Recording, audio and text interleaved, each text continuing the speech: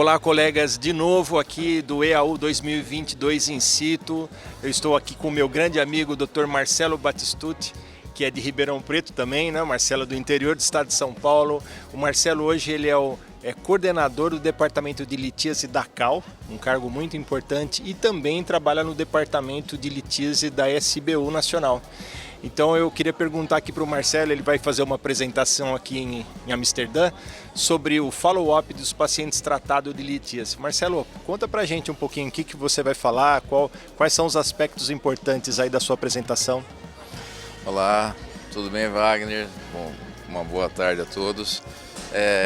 Na verdade, o que nós vamos falar é a importância que existe dos algoritmos que existem para dar seguimento com relação ao paciente que sofre de litíase renal. É importante considerar que a taxa de recorrência pode chegar em 15 anos até 50% dos pacientes. Então, por conta disso, é muito importante nós identificarmos aqueles pacientes que são de alto risco e de baixo risco de formação de cálculo, né? Os pacientes que têm a primeira cólica renal e os pacientes que são formadores crônicos por alguma doença. A importância da análise do cálculo, principalmente nesses primeiros formadores, porque a análise de um cálculo de cistina, por exemplo, já pode revelar uma doença crônica que é a cistinúria. E lembrar sempre que hoje a litíase renal ela tem sido vista como um ponto, talvez um prenúncio, né, de uma doença crônica mais grave. Hoje, uma cólica renal pode ser um anúncio de que o paciente tem aí um risco maior de ter síndrome metabólica, diabetes mellitus e outras doenças como hipertensão e doenças relacionadas ao coração.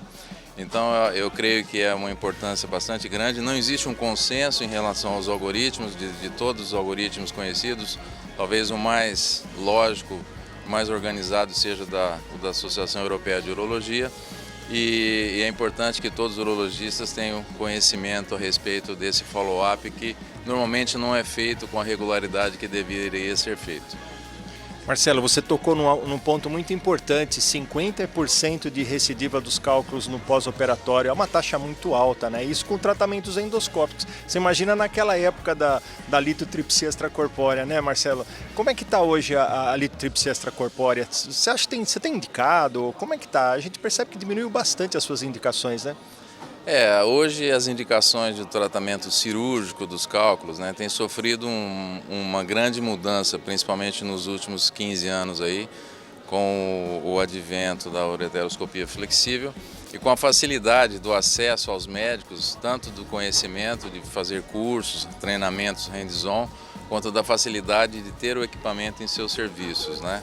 Então, o que nós temos notado é que a litotripsia extracorpórea, principalmente no nosso país, apresentou uma diminuição bastante considerável das indicações. A ureteroscopia flexível para os cálculos até 2 centímetros aumentou muito em número de indicações e a percutânea se manteve estável em torno aí de um percentual, talvez por conta de um percentual muito pequeno de urologistas que tenham sido adequadamente treinados. E considerando assim, para complementar isso, né, hoje nós temos um desenvolvimento também muito grande de equipamentos como o laser, agora o Thulium Fiber Laser, que nós teremos no Brasil em breve. Já existem empresas com registro concluído e isso talvez seja um fator de diferencial aí para o futuro para tratamento endoscópico dos cálculos grandes. Legal, é importante isso que o Marcelo falou em termos de tecnologia, né? A gente estava assistindo, né, Marcelo, alguns minutos atrás aí, exatamente no encontro da CAL com a EAU, sobre o avanço da tecnologia de ureteroscopia e tratamento dos tumores de trato urinário alto, né, Marcelo? Quer falar um pouquinho? Também aproveita, já que nós estamos falando disso, Marcelo. Acho que esse é um ponto muito importante, porque está sendo muito questionado o overtreatment, né? O tratamento exagerado das lesões uroteliais, dos tumores uroteliais superficiais, que hoje, graças a esse grande avanço da tecnologia, com o uso dos endoscópios digitais e a possibilidade de fazer o tratamento endoscópico dos tumores que são de baixo grau, diminui muito aí a realização das cirurgias como a nefroureterectomia radical, que era até então o padrão ouro para o tratamento dos tumores uroteliais em rim e ureter.